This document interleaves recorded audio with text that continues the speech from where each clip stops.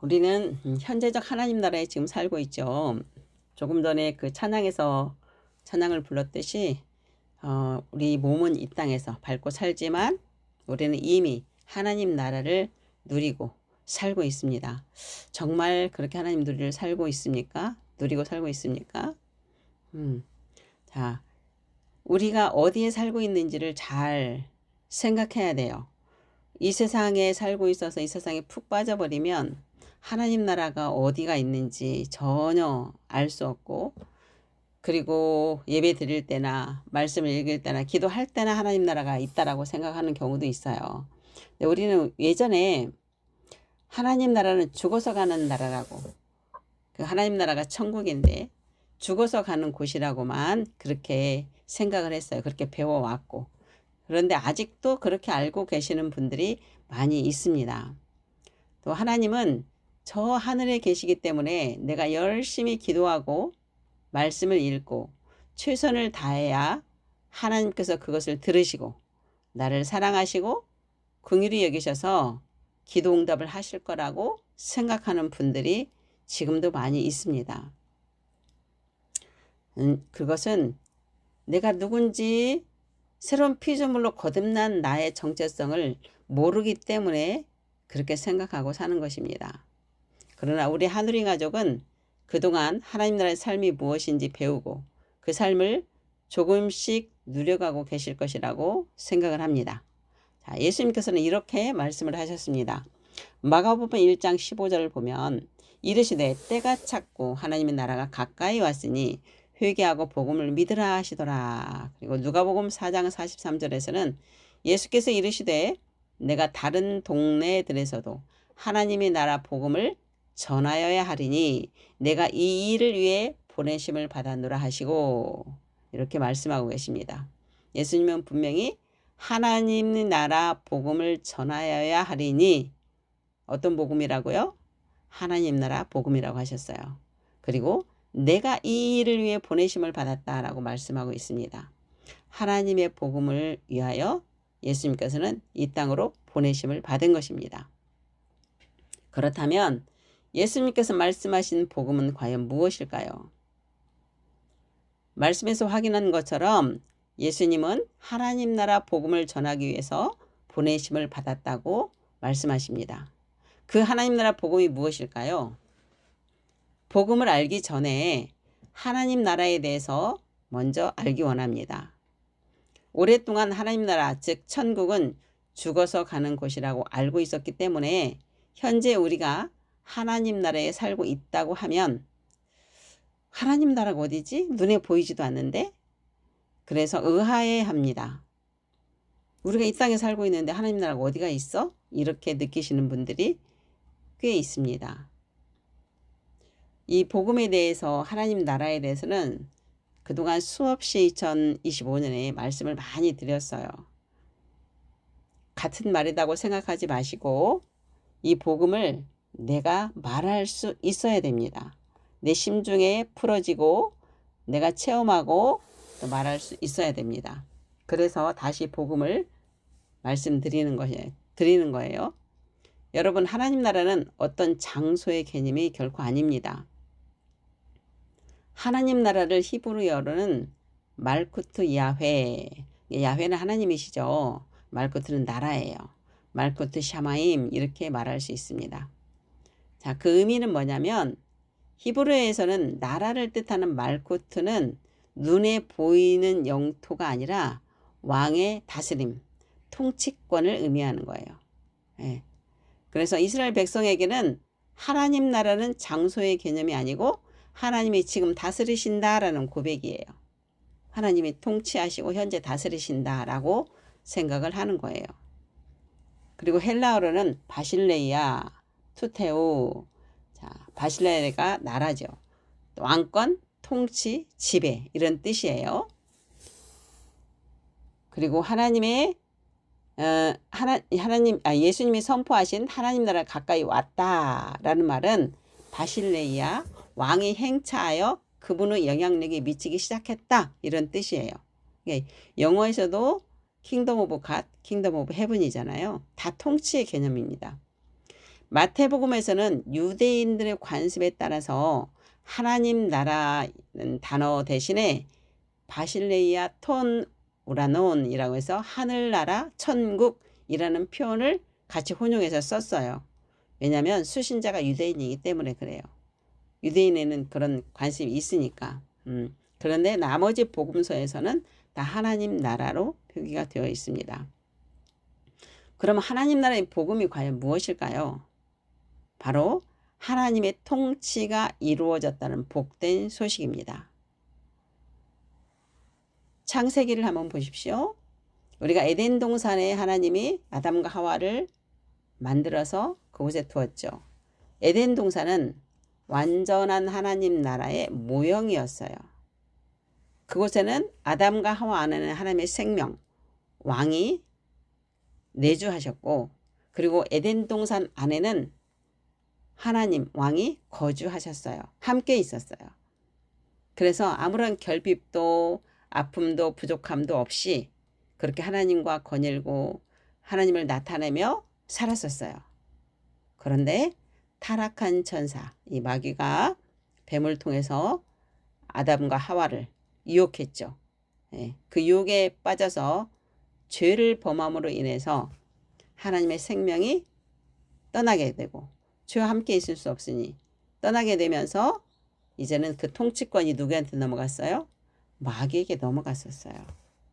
그때부터 인류는 완전히 마귀 아래서 흑암의 권세 아래서 흔히 오감으로 들어오는 것들을 다 붙잡고 자기라고 착각해서 그렇게 살아온 것이 이제 그 죄로 인해서 온 것들이 뭐예요? 아픔이고 질병이고 그 전쟁이고 그리고 부족함, 가난 이런 게 다 온 것이잖아요.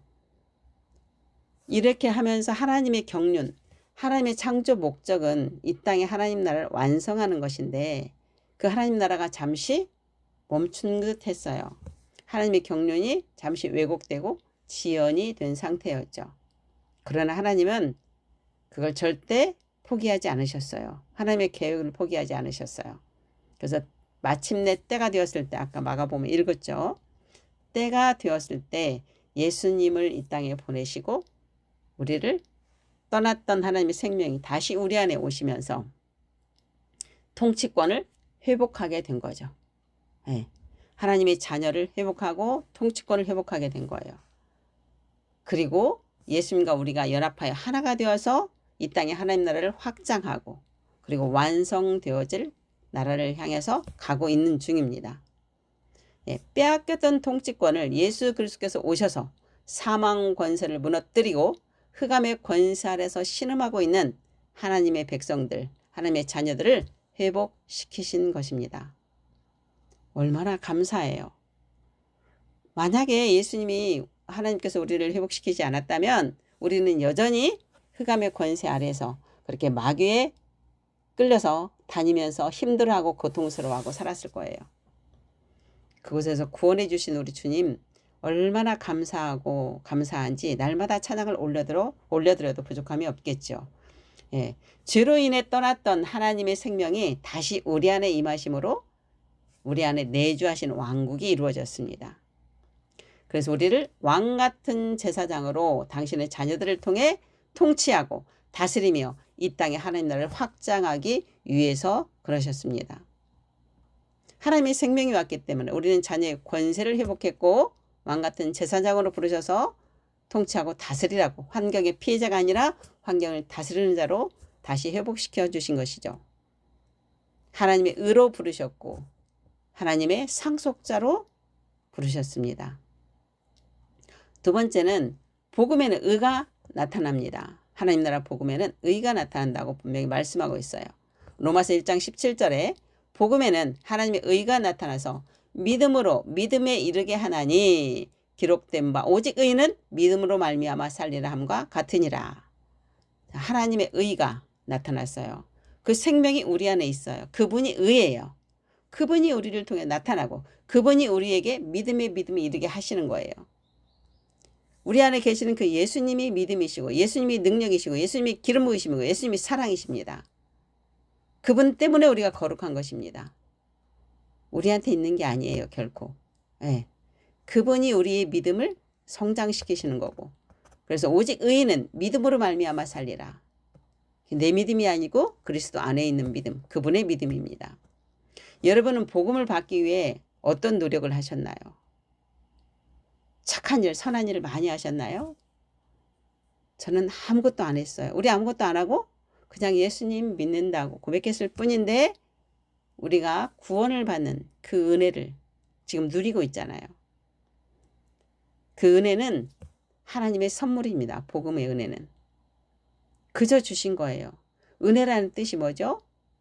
은혜는 받을 수 있는 자격이 있는 자에게 주는 게 아니라 받을 수 있는 자격이 없는 자에게 거저 주시는 선물이에요. 내가 뭘 열심히 해야 하나님이 사랑하고 나한테 하는 것이 아니라 내가 비록 말씀을 안 읽어도 내가 비록 죄를 짓고 있어도 내가 비록 부족해도 하나님은 그냥 사랑하시는 거예요. 그냥 사랑하시는 거예요. 하나님 택하시고 하나님이 사랑하시는 거예요. 그게 은혜예요. 복음에는 하나님의 의가 나타난다고 말씀하셨습니다. 하나님의 의란 무엇이에요? 자기 백성을 구원하시려는 하나님의 신실하신 통치, 그분의 통치가 나타나는 것이 하나님의 의예요. 의가 나타난다고 말씀하고 있는 거예요. 하나님께서는 창조 목적을 이루시기 위하여 예수 그리스도를 보내셔서 우리의 죄를 대속하심으로 통치권을 회복하시고 우리에게 이렇게 은혜의 선물을 몽땅 다 주셨어요. 십자가에서 다 이루셨다 하고 하늘에 있는 모든 복을 우리에게 이미 다 주셨어요. 법적으로 다 끝났어요. 이제 우리가 말씀대로 말하고 말씀대로 말씀 안에서 살면서 그 찾아다가 쓰는 거예요. 오직 예수 그리스도만이 의인이에요. 예수 그리스도만이 의인이에요. 그분이 우리 안에 계시기 때문에 우리도 의가 된 거예요. 그분 때문에. 네. 출애굽기에서 이스라엘 백성이 하나님의 말씀에 순종하여 어린 양의 피를 문설주에 발랐잖아요. 그때 아마 믿지 않고 안 했던 사람은 구원받지 못했을 거예요. 그런데 믿고 다 문설주에 발랐을 때 구원을 얻었잖아요. 흑암의 권세에서 하나님 나라로 옮겨진 거예요. 그 똑같은 거예요. 지금 이스라엘의 그 역사를 보면 지금 인류의 역사의 축소판이거든요. 같아요. 복음은 오직 믿음을 통해서 하나님의 통치 안으로 들어가는 유일한 길입니다. 믿음을 통해서요. 네. 이는 인간의 행위가 아닌 하나님의 주권적인 은혜로 하나님 나라의 시민권을 획득한 거예요. 하나님의 자녀의 권세를 획득한 거예요. 이제 하나님 나라의 시민권을 획득하고 왕의 자녀로 산다는 것은 그리스도 안에서 자신의 힘이 아니라 왕이신 하나님을 신뢰하고 자기를 부인하고 자기 십자가를 지면서 믿음으로 삶을 살아가는 거예요. 그게 원동력이 되어야 합니다. 출애굽기를 통해서 이스라엘이라는 한 민족을 세우는 것이 하나님 나라 세우기의 모형이었어요. 이스라엘 그 가나안 땅 이스라엘도 결국은 하나님 나라의 모형이에요. 로마서 1장 17절 좀 전에 읽었던 그 말씀이 그 실체가 예수 그리스도를 통해 모든 열방의 하나님의 의로운 통치가 임했음을 알리는 복음의 핵심이죠. 예. 이게 복된 소식입니다. 하나님의 의. 예. 세 번째, 하나님의 나라는 말에 있지 않고 능력에 있습니다. 고린도서 4장 20절에 하나님의 나라는 말에 있지 아니하고 오직 능력에 있음이라 그랬습니다. 말로만 아무리 나는 하나님을 사랑하고 하나님이 최고고 말씀대로 살 것이고 해봤던들 내가 하나님을 나타내지 못하고 그 능력이 나타나지 않으면 소용이 없는 거죠. 그것은 말로만 하는 것이지 정말 심중이 변화돼서 나타나지를 못하는 삶이 되는 거예요. 능력이 없는 삶이 되는 거예요. 늘 환경에 찌들려서 환경에 힘들어하고 걱정하고 근심하고 산다면 그건 능력이 없는 거죠. 하나님의 창조 목적은 단순히 인간이 지식적으로 하나님에 대해서 아는 것을 원하지 않아요. 하나님의 통치가 인간의 삶 전체를 변화시키고 하나님처럼 하나님을 나타내며 그 삶을 사는 것을 말하는 거예요. 그걸 원하시는 거예요. 복음은 말과 지식이 아닙니다. 실제로 죄와 사망 권세를 깨뜨리고 하나님의 주권을 회복하는 능력입니다. 실제적인 삶의 변화인 것입니다. 내가 예수를 믿었는데 내 삶에 변화가 없다. 이것은 다시 뒤돌아봐야 합니다.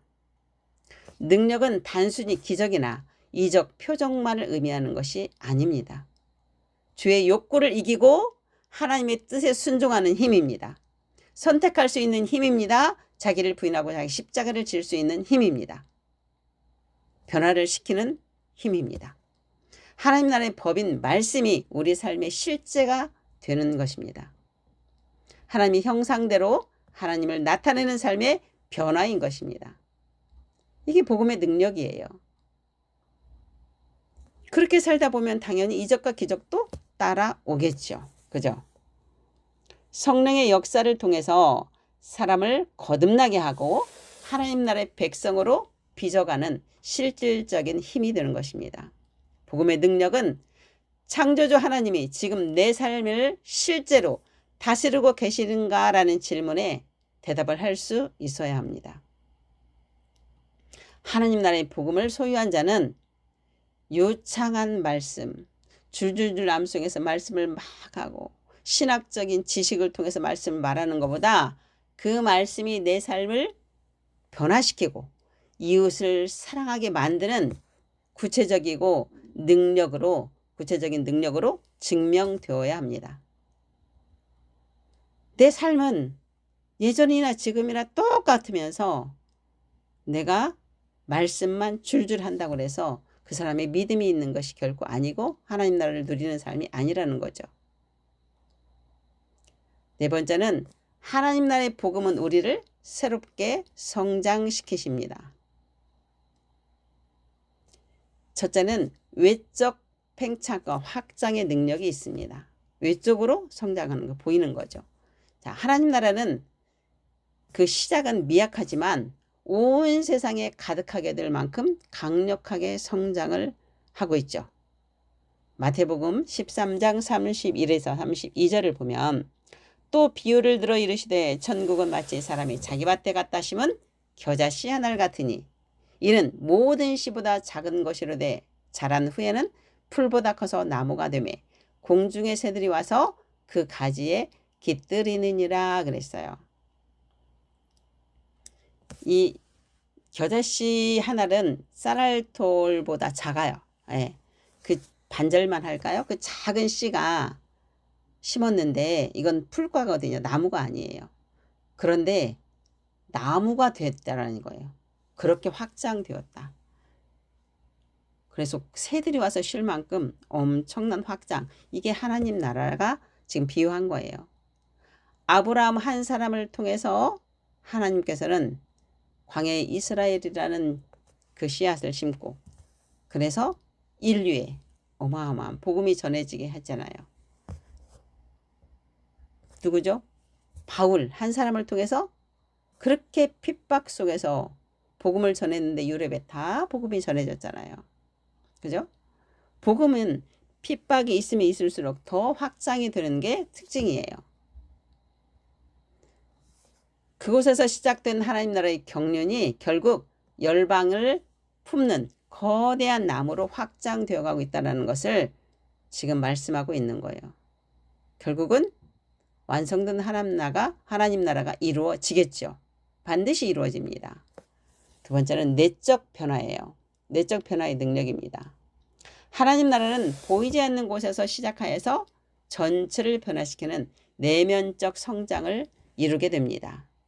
마태복음 13장 33절에 또 비유로 말씀하시되 천국은 마치 여자가 가루 서말 속에 갖다 넣어 전부 부풀게 한 누룩과 같으니라 그랬어요. 누룩은요 뭉쳐져 있을 때만 우리 눈에는 보입니다. 그런데 이게 물에 녹아서 이 가루를 반죽했을 때는 누룩은 하나도 보이지 않아요. 그럼에도 불구하고 반죽을 부풀어 오르게 하는 힘이 있잖아요. 하나님 나라 우리 눈에 보이지 않아요. 그렇지만 복음도 보이지 않아요. 그런데 그 복음의 능력은 인간의 심령과 문화, 사회 구석구석에 스며들어서 하나님의 통치 안에 우리를 순종하게 만들고 변화시키는 강력한 영향력을 행사하는 거죠. 네. 세 번째는 하나님의 주권에 의한 성장입니다. 하나님의 주권이 우리를 성장시키는 거예요. 내가 노력해서 하는 것이 아닙니다. 살펴본 것처럼 성장의 주권은 전적으로 하나님께 있습니다. 마가복음 4장 28절을 보면 땅이 스스로 열매를 맺되 처음에는 싹이요 다음에는 이삭이요 그 다음에는 이삭의 충실한 곡식이라 그랬어요. 자, 땅의 농부들이 씨앗을 심습니다. 그리고 그 땅에서 씨앗이 안 날 거라고 의심하는 사람 아무도 없을 것입니다.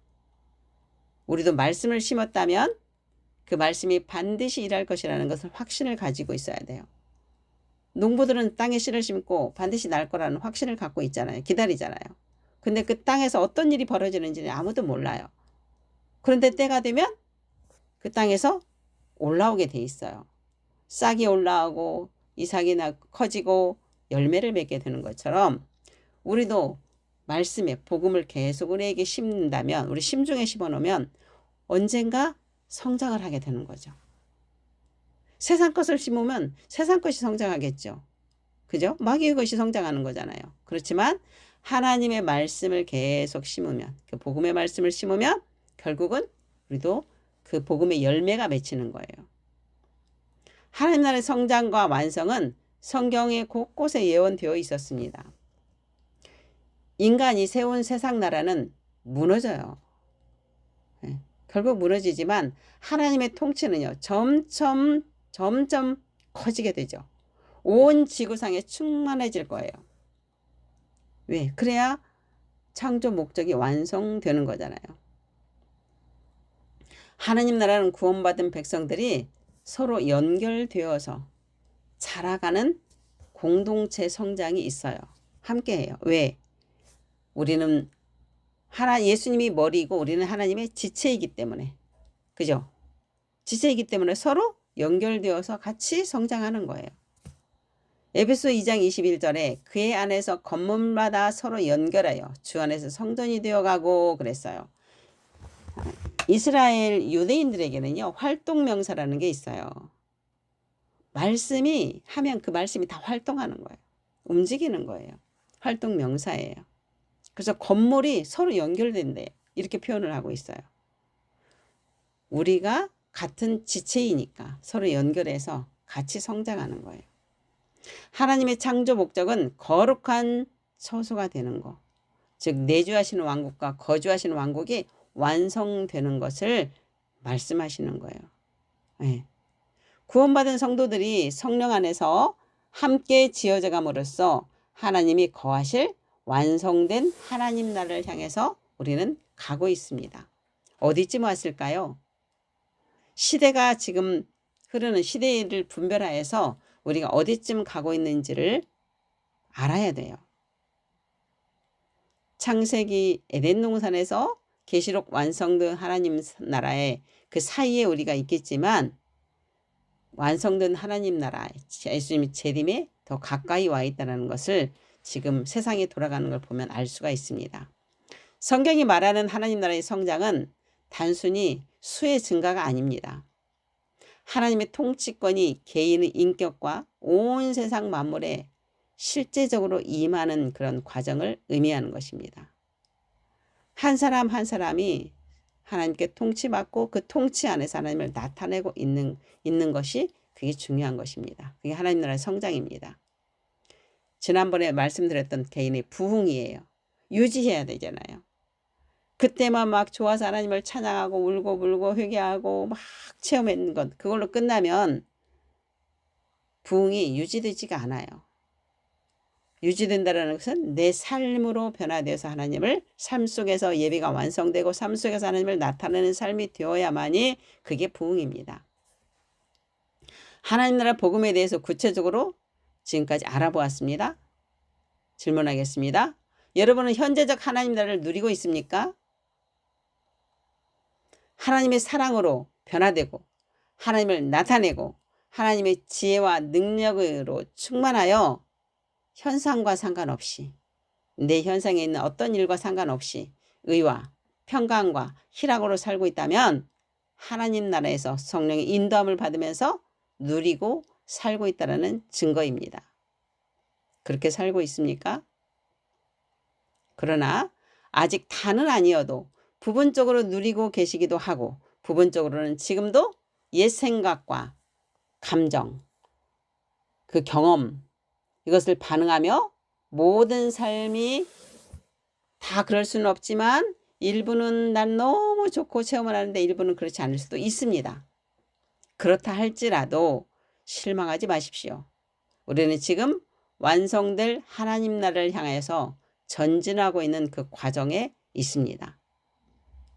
매일 이 순간 여기서 하나님과 생명적인 관계, 즉 복음으로 하나님 나라에서 실제가 되면 성령께서 우리 눈에 보이지 않지만 그 복음의 능력은 땅에 심은 씨앗이 때가 되어서 올라오는 것처럼 우리도 그렇게 그리스도 안에서 말씀의 씨앗이 여러분을 성장시키고 변화시켜서 하나님을 나타내며 복음을 누리며 살게 될 것입니다. 사랑하는 하누리 가족 여러분, 오늘 말씀을 통해서 복음의 능력, 하나님 나라의 삶이 무엇인지 알았다면 이제 하나님 나라에서 주님께서 이미 다 주신 거, 이미 복을 다 받았잖아요. 법적으로. 예. 어떤 분이 그렇게 얘기하니까 이렇게 말을 해요. 그럼 기도할 필요도 없겠네요? 이렇게 말을 해요. 아니죠. 기도는 왜 해야 되는데요? 내 육이 죽고 오직 하나님의 뜻을 알고 하나님 마음과 내 마음이 일치되기 위하여 하나님과 더 친밀하여서 하나님 마음을 알고 그 뜻을 행하기 위하여 기도하는 것이잖아요. 예. 그래서 이미 주신 것을 우리가 법적으로 되어 있는 것들을 우리가 누려야 되는 거잖아요. 그래서 여러분들이 하나님 나라에서 주님이 주신 모든 것을 누리시는 삶을 살기를 예수 이름으로 축복합니다. 아멘.